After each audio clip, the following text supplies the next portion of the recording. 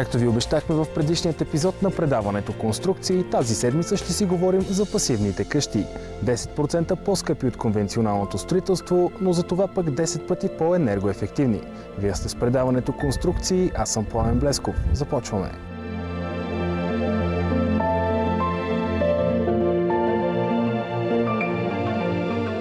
Една пасивна сграда представлява една много добре изолирана и уплътнена външна обвивка на сградата. Това е сграда без отопление, поради причината, че тя е много добре изолирана и че има чудесни прозорци, които са ориентирани основно към изложенията, в които имаме слънчево греене.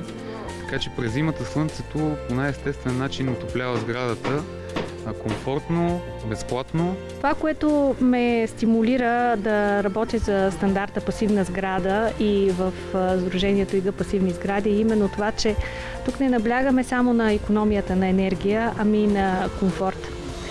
Колегата преди мене каза, че говори за вентилационната система, как тя всъщност помага да имаме доста по-добри условия на живот, свеж въздух постоянно в цялата сграда. Историята на пасивните къщи започва преди 15 години в резултат на повишаващите се цени на енергоносителите и петрола. Пионерите в тази област са германец и швед Волган Файст и Бол Адамсън. Те заедно правят проект за жилищна сграда в Дармщат, близо до Франкфурт. Това е жилищна сграда с непозната до този момент изолация по стени, покриви и плоча към терена от 30 до 50 см. Те включват в проекта си и принудителна вентилация, като едно от основните неща, което свежда енергоконсумацията почти до нула. Във всяко помещение се подава пресен въздух, а замърсеният се изсмуква от към сервизните помещения. По този начин сградата постоянно има чист въздух, преминал през филтър. Чрез рекуператор и въздушен топлообменник се запазват над 80% от топлината във вентилационната система при отвеждането на отработения въздух. Енергията се пести с чисто пасивни средства. Това са ориентацията на къщата и ориентацията на самите помещения към южно изложение. Идеята – да се стопли интериорът чрез слънчевата светлина през зимата, а лятно време да не се допуска прегряване. За да се постигне перфектната изолация, която е жизнено необходима за една пасивна къща, се използват различни типове изолационни материали. Един от тях е тази стъкленавата домен, която отговаря на най-новите европейски стандарти за качество. Пасивната къща е с много изолация, с много така нетрадиционни за България и за традиционното строителство дебелини на изолациите. Днес ще ги видите. Става въпрос за изолации с дебелини над 30 см. Става въпрос за една много добре уплътнена външна обвивка, херметична външна обвивка. Сега ще разберем малко повече и за изолациите, които всъщност правят една пасивна къща да бъде толкова енергоефективна. Сега госпожа Светла Бонова, която е специалист по изолации, ще ни разкаже повече за тях. Здравейте, госпожо Бонова. Здравейте! Когато започнах преди години да се занимавам с изолации, въпросът беше не колко, а дали да сложим изолация. В този смисъл няколко години по-късно стандарта пасивни сграда наистина е една много голяма, много висока крачка, направо прескачане на няколко стъпала, защото хората постепенно озряват и от това 2-3 см или 5 см вече може да говорим за едни сериозни дебелини, които могат да постигнат стандарта. При пасивните сгради това наистина са дебелини от 25 до 30 см. Всеки елемент има заложен коефициент на топлопреминаване и той трябва да се постигне. Възможно е коефициента да е много висок, който се търси за прозрачната конструкция, тогава трябва да се върви към много висок клас на рамката. Ако коефициентът е малко по-занижен, за сметка на по-добра топлоизолация на стените, може да се използва и рамка, която да е с малко по-нисък коефициент на топлопреминаване. Една пасивна къща трябва да бъде напълно херметична, тъй като баланса на вентилационната й система е толкова точен, че всякакъв вид проникване на нежелан въздух в къщата води до дебалансиране на системата и тя спира да работи. За да сме сигурни, че нашата пасивна къща е изолирана от външните стихии и е херметично затворена, то ние трябва да проведем редица тестове, за да се уверим в това. Ако тя не е херметично затворена, то пасивният модел няма да сработи добре.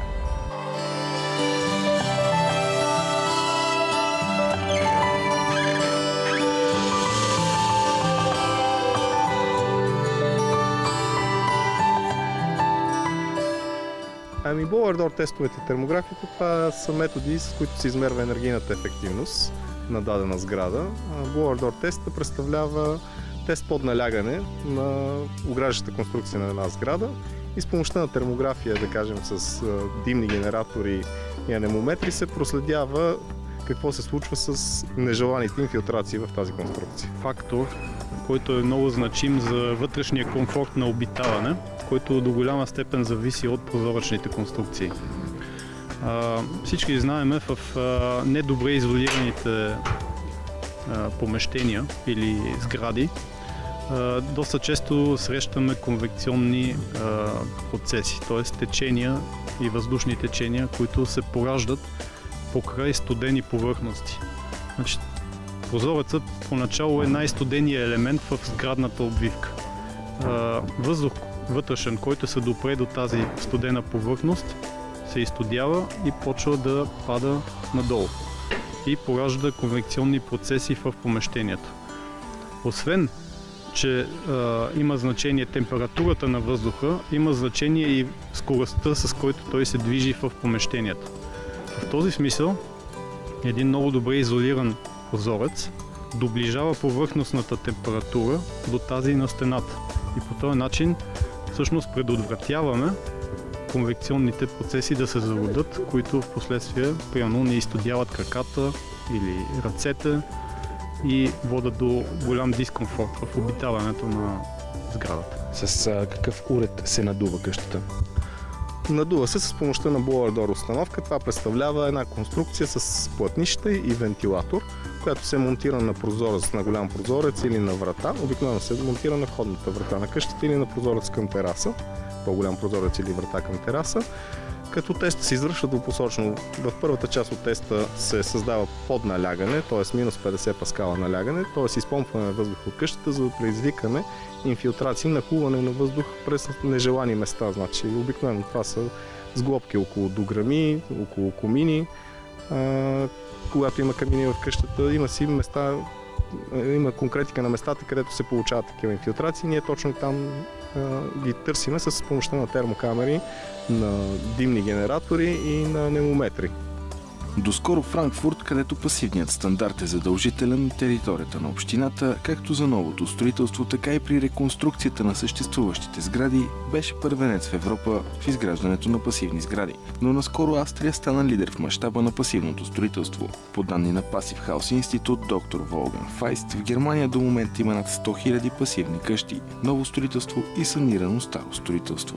Производителите през последните години много работят върху това да намалят коефициентите на топлопроводност, т.е. да направят една изолация максимално ефективна, с което да намалят дебелините на изолациите, по този начин да дадат така повече възможност на архитектите, защото всяка една дебелина до някъде изисква, има специфики, трябва да се внимава в детайла, за да се постави добре, но нещата наистина отиват към подобряване.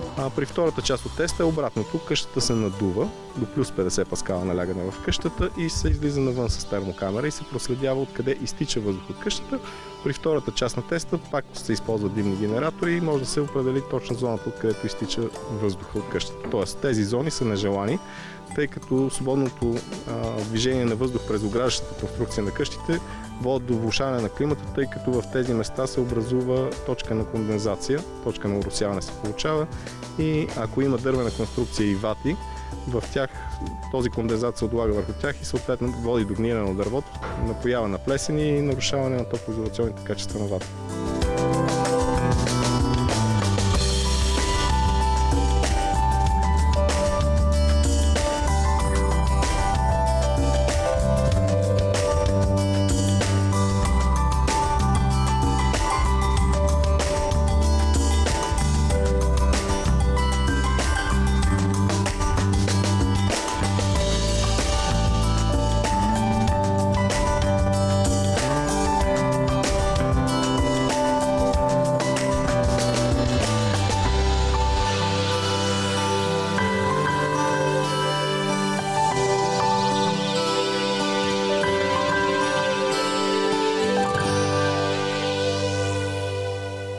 Този метод е измислен 1977 година, са направени първите опити в Швеция, макар че и норвежците твърдят, че по това време са започнали с тези опити, за да си намалят топлинните загуби на къщите и да намерят какви са причините, освен липсата на топлоизолация, откъде още се получават топлинни загуби.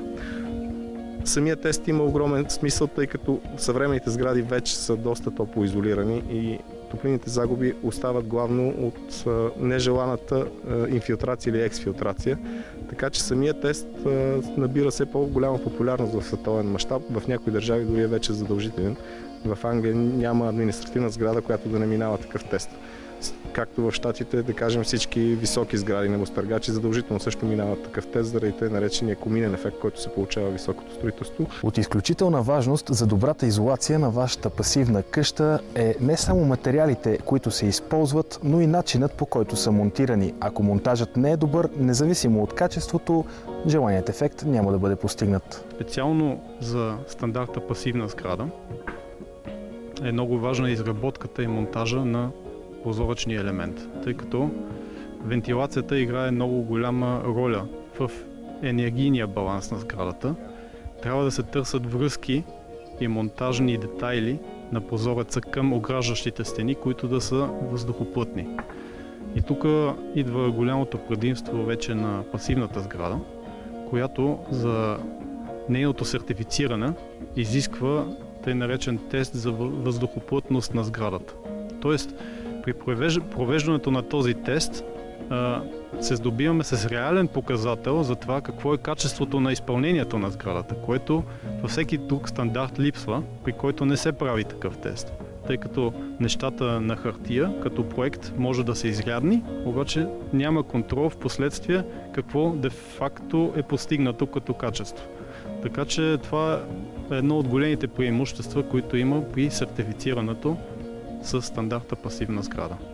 Искате да кажете, че дори компонентите да са от най-високо качество, монтирани по неправилен начин, без необходимия ноу-хау, няма да доведат до чаканите резултати.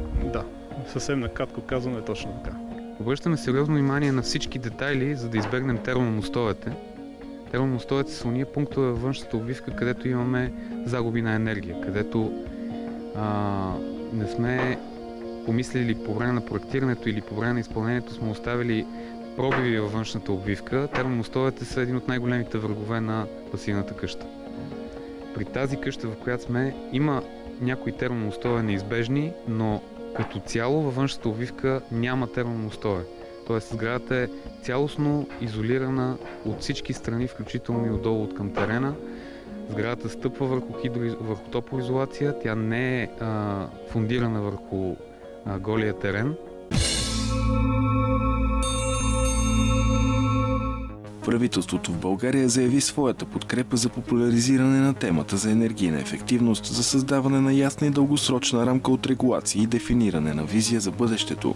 Основните насоки, които ще бъдат определящи за този сектор от сега нататък и около които се обединиха държава, архитекти, инвеститори, инженери и експерти в бранша, са устойчиво строителство, енергоефективни решения, иновативни и авангардни материали и технологии, качествени сгради с мисъл за околната среда и климата.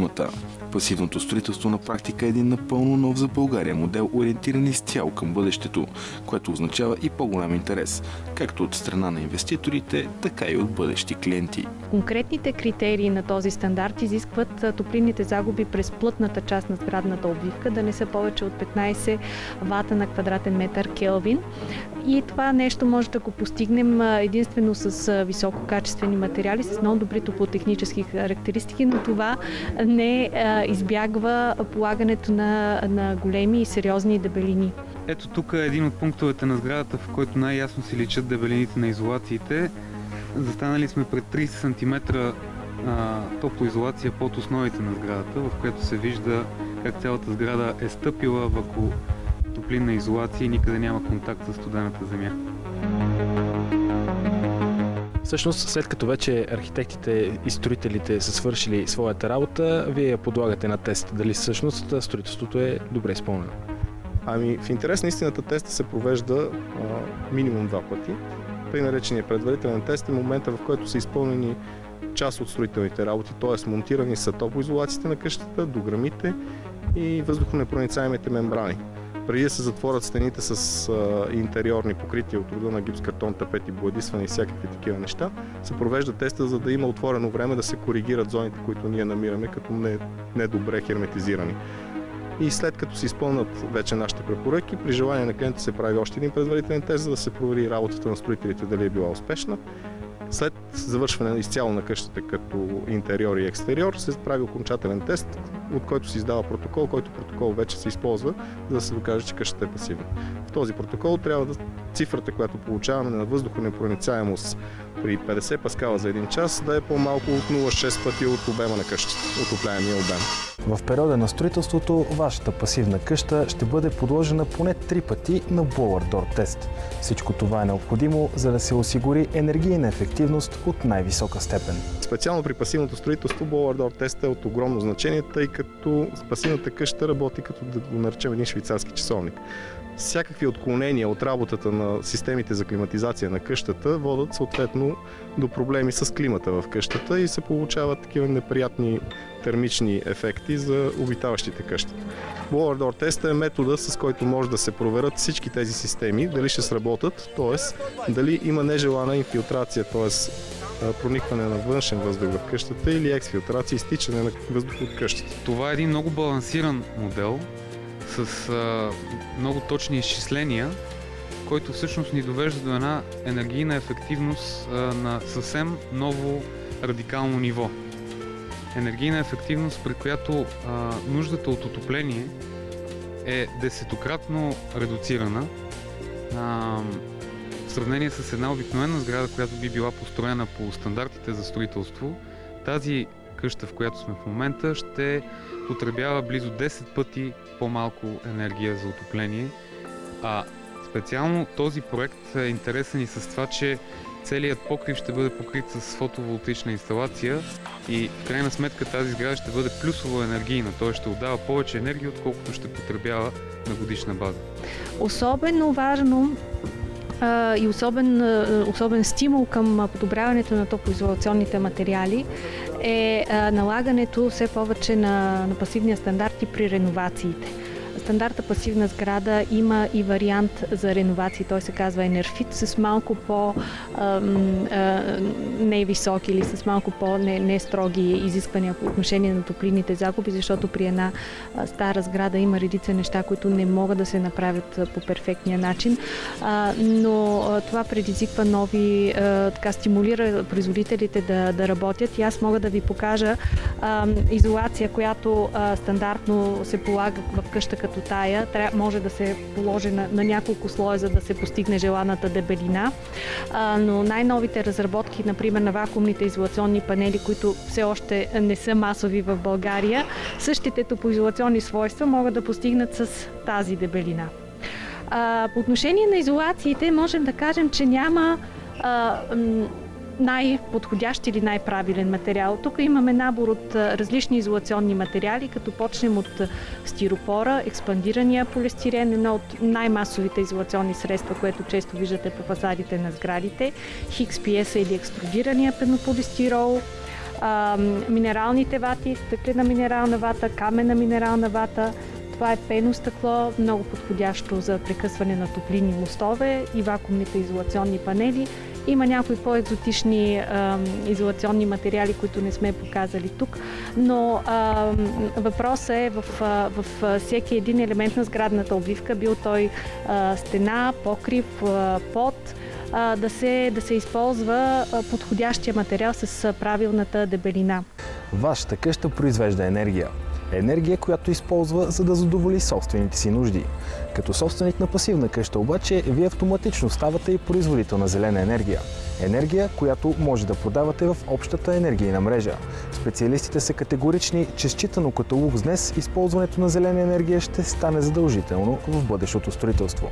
Излишната енергия, доколкото сградата вече няма нужда от оная енергия, която може да употреби, се праща към електрическата мрежа и това е предимство за цялата общност, за Националната електрическа компания, тъй като товарите се разсредоточват, имаме повече производство на енергия от възобновяеми източници. Слънцето е един абсолютно безплатен източник на енергия, който е неизчерпаем. Това създава една стабилна сградна електрическа система, която не се влияе от спирания на тока и от проблеми времени на електрозахранването.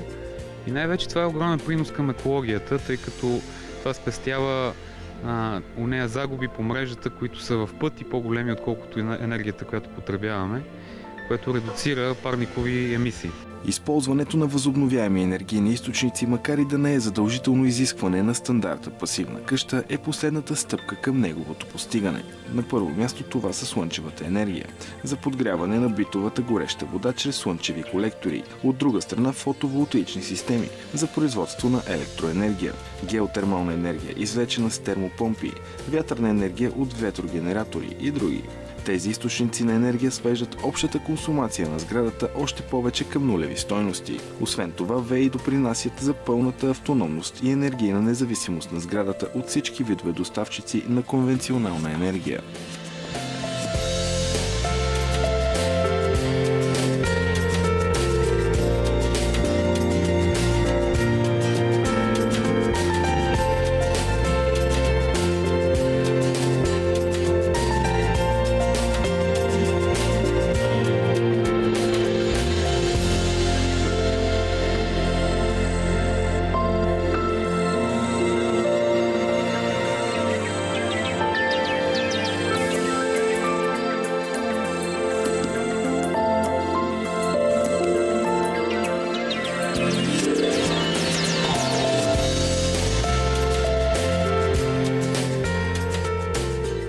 Има ли плюсове за собственика с това, че той всъщност ще внася енергия в общата енергийна мрежа?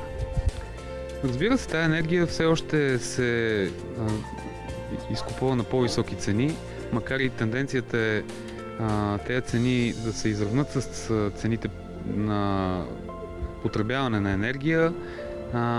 Това си заслужава и ще продължава да си заслужава, и в цяла Западна Европа фотоволтаичните покривни инсталации не са нещо екзотично от отдавна. Напротив, почти всеки покрив в Германия и Австрия вече има такива инсталации.